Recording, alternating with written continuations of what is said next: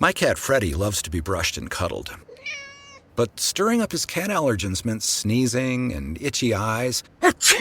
Then I found Purina One Live Clear. It's cat food that reduced the major allergen and my suffering in as little as 21 days. Now, we feel closer than ever. If you have issues with cat allergens, you really need to try Purina One Live Clear. Try new Purina One Live Clear today. Purina One, a difference from day one. It's The Other Side of Midnight with Frank Morano. This is The Other Side of Midnight. I'm Frank Morano. If there's one good thing about the current trade discussion that we're having with respect to tariffs and everything else, it's that maybe, just maybe, it's got people having a discussion about trade for the first time ever, or at least the first time in a while. That's why I was very eager to have the opportunity to talk with Paul Rice. Paul Rice is a fascinating guy. He is the author of a new book that everyone's talking about called Every Purchase Matters. He's also the founder of something called Fair Trade USA. Paul, thanks so much for joining me on the radio. Hey, Frank. I'm happy to be here. What is, when you use the term fair trade, what are we talking about when we talk about fair trade? What does that mean exactly? Fair trade is a standard, Frank, and a certification. So when you see that fair trade certified label on a package of coffee or a banana or a pair of blue jeans, it means that the workers and the farmers got a fair wage, that they had better living conditions and working conditions, that they took care of the environment. And it also means that the brands that we work with paid a premium back to those farmers or those workers, depending on the situation, which they manage. And they invest those funds in healthcare and education, in better housing, in potable water. All kinds of amazing community-level development projects are enabled by that fair trade premium. So in short, it's a way that you and I as consumers can help improve the lives of farmers and their families and help protect the environment all around the world. You trade is a market-based solution to poverty, but isn't it ultimately still dependent on consumers choosing altruism over price? Is that sustainable? You know, it's a great question. It's something I write about in my book. Fair trade does depend on consumer choice. That's right.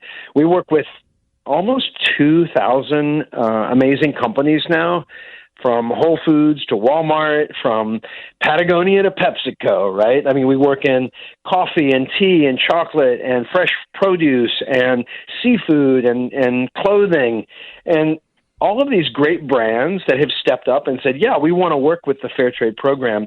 They are all committed to ensuring that the farmers and the workers that bring us our products are treated fairly and have a chance to keep their kids in school and improve their lives. So a lot of it depends on corporate behavior. But to your point, yes, at the end of the day, if you and I don't choose that product, then the companies are going to see it as a failure, and it's not going to work. There has to be a business case, right? And essentially that's consumer demand. Now, the good news is that over the last 26 years since I started Fair Trade USA, we've seen more and more companies come in every year. We've launched new products every year. We've seen growth every year. Last year alone, that Fair Trade premium was over $100 million that was channeled back to over 72 countries around the world.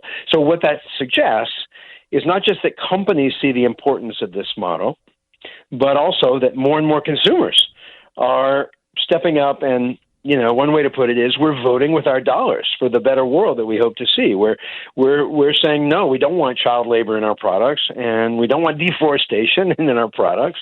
So we're choosing more sustainable products, and that's really what's lifting the fair trade movement. At 30 minutes after the hour, this is The Other Side of Midnight. You've said every farm or factory must pass an annual audit. Can you walk us through one of those audits? Who does it? How rigorous is it really?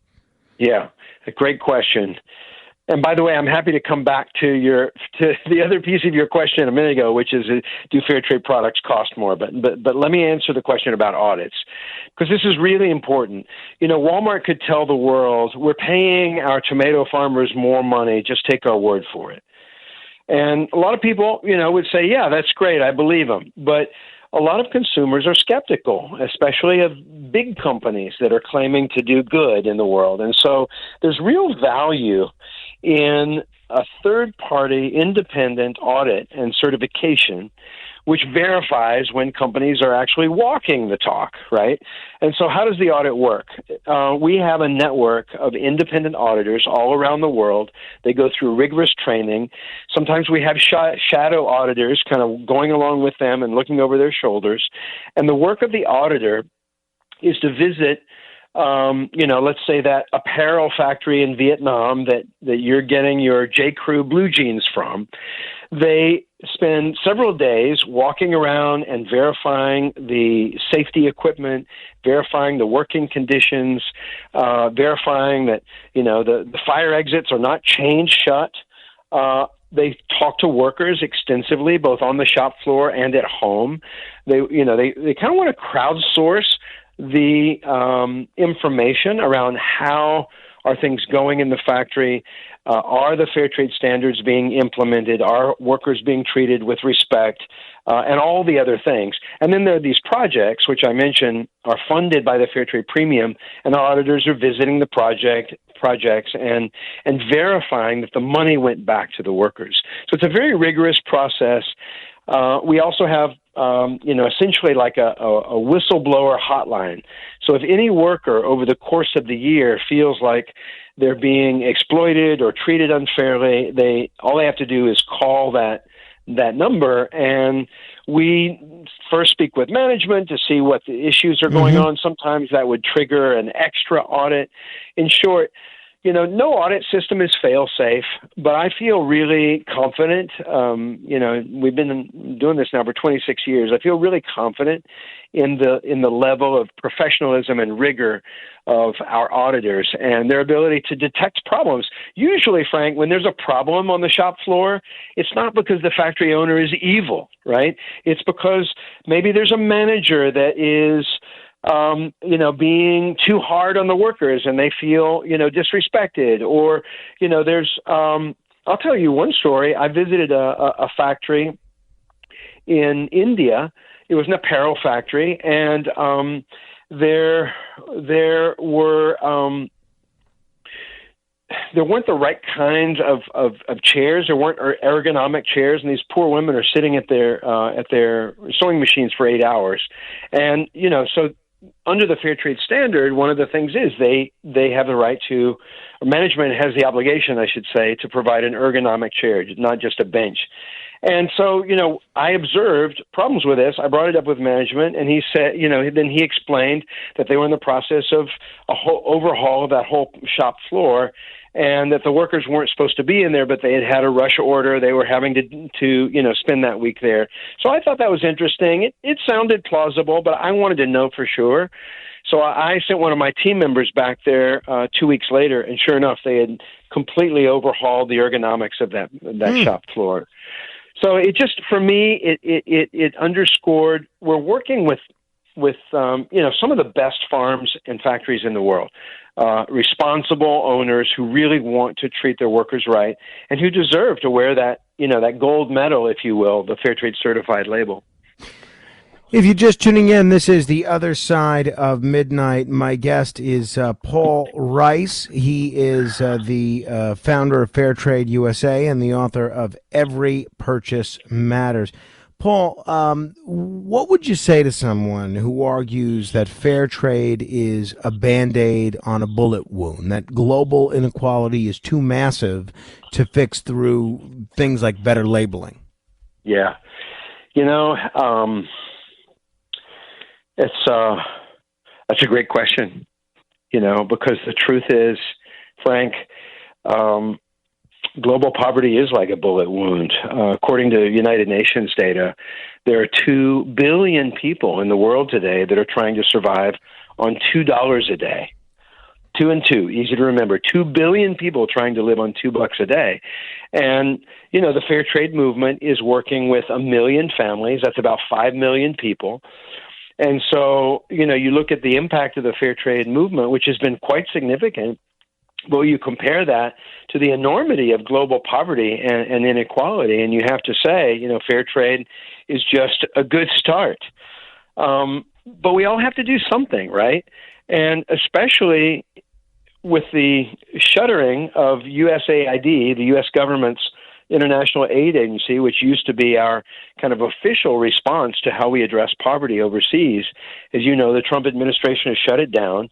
And so I think it just underscores even more the importance of the private sector and the importance of our ability as consumers to reach across the world and help families earn a decent living and keep their kids in school. And we can do that through something as simple as buying fair trade coffee or bananas or blue jeans.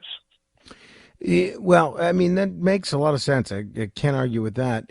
In terms of specific industries, are there specific industries or countries where you've just decided it's too corrupt or too chaotic to certify that anyone as with that fair trade designation? No. We run at problems, not away from them. I mean, there's certainly some countries that are trickier than others. As you might guess, it's tricky to work in China. But we certify factories there. We certify some tea farms there. And I'm really proud of the work that those producers are doing. We don't need the blessing of the government. We don't work with the government. We just try and stay clear of governments in general where we work. But for sure, some countries are more challenging than others. But I think one of the reasons why fair trade has been successful is precisely because we don't really depend on government support. We don't depend on big international agencies. We are a nonprofit, but we have our own revenue stream as an organization by virtue of our certification service. So we're not beholden to any organization, as it were, and that gives us a lot of freedom to operate around the world and to do what we do effectively. Yeah, no, I think that's very admirable. What's the toughest corporate partner you've ever had to win over, and did you have to compromise anything on your end in the process? Man, Frank, you've got good questions. Well, I love that question. I've never had a company that said, if you do this, I'll do that. Excuse me. We've, definitely had a bunch of companies that looked at fair trade and decided that it wasn't for them. But when a company comes to us, typically it's because they're already trying to figure out how to use their supply chains for good. How to make sure that in their sourcing of raw materials, whether it's coffee or tea or cocoa or anything, that they're not doing harm around the world. So they're already coming for the right reason.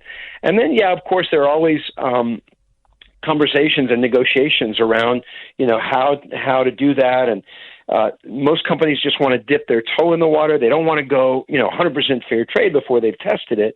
We think that's fine, right? So we're not saying, to companies they have to convert 100% of their supply chains from the get-go. That's why our message to consumers is, if you want fair trade, look for the label. If the label's not on the package, then that product isn't fair trade. I'll tell you one company, we signed up Dunkin' Donuts in 2004, early on, and they launched their espresso blend, and it was fair trade certified. We worked with them for 8 years, and at the end of 8 years, they basically said, we want to pivot away from fair trade. We're not going to work with y'all anymore. And ultimately it was the cost. They didn't want to pay the extra money. and they didn't feel like they could pass it on to their consumers, and so they dropped us. And so we've had some setbacks like that, and I talk about it in the book. And look, fair trade isn't the only solution. There are other approaches to these issues of global poverty in the supply chain, and so I don't resent them for it. But in answer to your question, that's been more the challenge, that some companies have just decided that they want to do some other cheaper, usually cheaper model, and so we've lost a few along the way. You tell powerful stories about farmers investing in healthcare and education, but can you point to hard data showing long-term economic mobility for fair trade communities? Oh, for sure. We need to do a better job of kind of academic level data collection. That's not something that we've been able to invest in over the years. What we've done is really invested in the program itself and how it works. And so, whether it's educating consumers and activating consumers to purchase fair trade products, or educating farmers, we have a lot of farmer training programs. That's really where our resources have gone. But the evidence is clear. If you look at farms and farmers that have signed up with the program, and you look at how life has changed for them over time, it's pretty impressive and inspiring. I got started in Nicaragua. I moved to Nicaragua straight out of college. I thought I would stay for a year. I lived there for 11 years. Wow. I worked with farmers the whole time. And I organized Nicaragua's first fair trade co-op. And that was how I entered the fair trade world. I ran that co-op for 4 years. It was a coffee co-op. And that was what inspired me to move back to the States in 1994 and start Fair Trade USA. And, this co-op of 3,000 families that I worked with in Nicaragua is kind of like my own personal longitudinal research study, right? Because I go back every year. The farmers that I worked with, very typical of your so-called third world coffee farmer. Studied to second grade, knows how to read and write. Never, the family didn't have enough money to send them on afterwards, so never studied again. These farmers were able to put their kids in school thanks to that fair trade premium. Many of those kids then went on not only to finish high school, which was unheard of in those communities, but actually to go on to college. And now that generation, many of them with their college degrees have come back to be the agronomists and the nurses and even the doctors in the same communities. And now their kids are in high school. And so we're in like the third generation. And you can see it. My buddy Santiago, he used to carry coffee sacks down the hill on his own back. Progress for him was buying a mule and getting the mule to carry the coffee down the hill on muleback, and putting his daughter through college with the Fair Trade Scholarship Program. Now his daughter runs the health clinic in the village, and her daughter is about to graduate from high school, and she may be president of the country. She's as smart as they come. So for me, that doesn't replace rigorous academic like PhD level data. We'll get that. Research. We need that, and we'll get that. But in the meantime, all you have to do is visit these communities to see the powerful change that's at work there. Here at the Almond Joy Factory, where tropical vibes abound, we use soft, fresh-tasting coconut. The crunchiest almonds and delicious chocolate candy. Ah, but do you know what our most important ingredient is? Sometimes you feel like a nut. Sometimes you don't. Almond Joy's got nuts and something even way better than that. Yes, Almond Joy is made with almonds and joy. How does PwC take your company to the leading edge? They bring the sharpest minds in tech to your team, so you can bring the ideas that will transform your business. They're passionate about your industry, so you can walk into any room with every advantage. And they're with you every step of the way, so you can know you're headed in the right direction. PwC builds for what's next, so you can get there now. Get started at pwc.com/us/leading edge. This episode is brought to you by Loom by Atlassian. Are you feeling stuck at work? Get your team unstuck with Loom video messaging and move work forward. Use Loom to simultaneously record both your screen and yourself to share a quick update, provide feedback, train a colleague, and everything in between. Plus, add Loom AI to your meetings for instant written notes and recordings. Try Loom today at Loom.com. That's LOOM.com.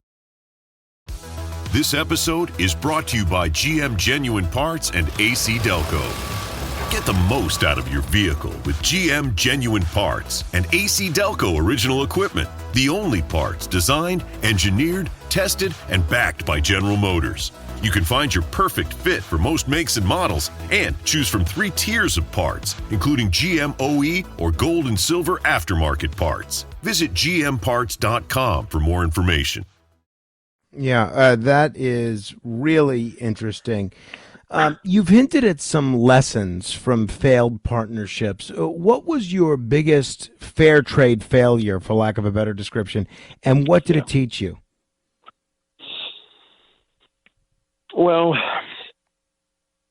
the partnership with Starbucks that we formed early on had the potential, in my view, to be a game changer for the coffee industry. We had started the organization 3 years earlier. We were brand new. Starbucks signed up with us. They did a couple of coffees. It was only about 5% of their total volume, but they were very excited about the program, so much so that Howard Schultz, who was still CEO at the time, flew down to Oakland to our office on 2 different occasions over the course of the year.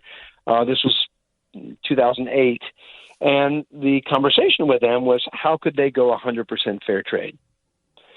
Now imagine that if Starbucks, the global icon that it is, had gone 100% fair trade. It would have changed the fair trade movement. It would have changed the coffee industry, and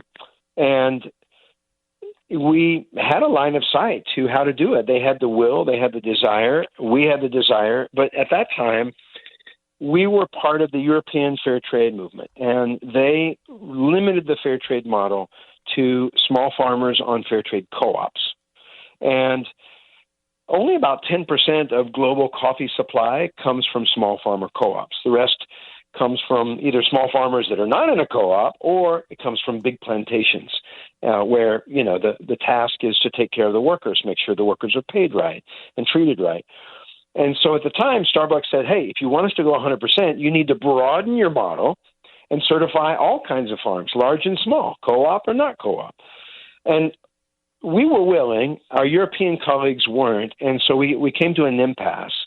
And we said to Starbucks, we can't change the model, at least not yet. And, bear with us, stick with us. And long story short, Frank, we lost the window of opportunity. In the end, we ended up splitting from the European fair trade movement just a couple of years later. As friends, like, we're all fair traders, but we had a vision which we call fair trade for all, which is we want to certify everyone, all farms, all factories, overseas, but also in the U.S., things that they don't do. And so when we finally went back to Starbucks 2 years later and said, okay, we have our independence, now we can certify your big farms, your little farms, anything you want. At that point, Starbucks had kind of already moved on. They developed their own in-house certification program, and we lost the opportunity. So for me, the big lesson of that was you got to innovate. Any business, any social movement, any sustainability initiative has to be willing to evolve and to innovate and to adapt if you want to stay relevant. Before we get out of here, and I hope you come back, because I could talk with you for hours. It's such an interesting subject, and obviously I don't know of anybody that has your mastery. By the way, if anybody is just tuning in, my guest is Paul Rice. If you're interested in learning more about what we're talking about, you can check out his book, Every Purchase Matters. He's also the founder of Fair Trade USA. You've talked about empowering farmers to choose how to spend the premium. But does that ever backfire? Have there ever been any bad investments? Sure. Yeah. I mean, that's part of the learning journey. Sure. I'll give you an example. We work with 15,000 small coffee farmers in the mountains of Colombia. And they all sell to Nespresso. You've heard of Nespresso. Sure, it's a great absolutely. coffee brand. And so we went into this one region the very first year and met with the farmers, told them how fair trade works, told them about the premium and that they get to choose, and said, every year you're going to get this amount of money. And based on the volume, it was going to be several $100,000. It was going to go back to this one group. And they were just so skeptical. They didn't believe. They've had a lot of people. This was an area that was in part of the war zones during the war in Colombia. They'd had a lot of people come in and make false promises to them. They were so skeptical.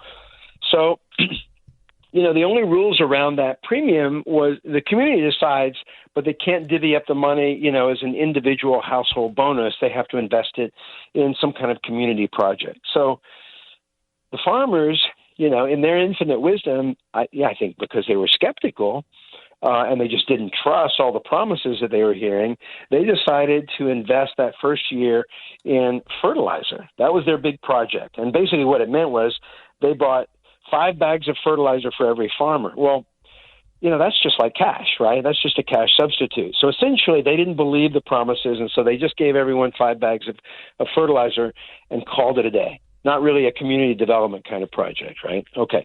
So fine. You could say that's not really a high-impact community investment, but that was their decision.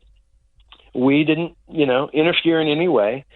And then the next year, when, their check came back from Nespresso and they saw, holy Hey, just be careful, just because it is terrestrial radio, if you can. Oh, sorry, my bad. That much money again. And so they all met. And they discussed their situation. And the big problem, Frank, in those communities was potable water. They all had running water, but it was contaminated. And what they needed was water filtration systems to clean up the water supply. And so they voted the second year to invest in water filtration and got an organization in to build the filtration systems in every village.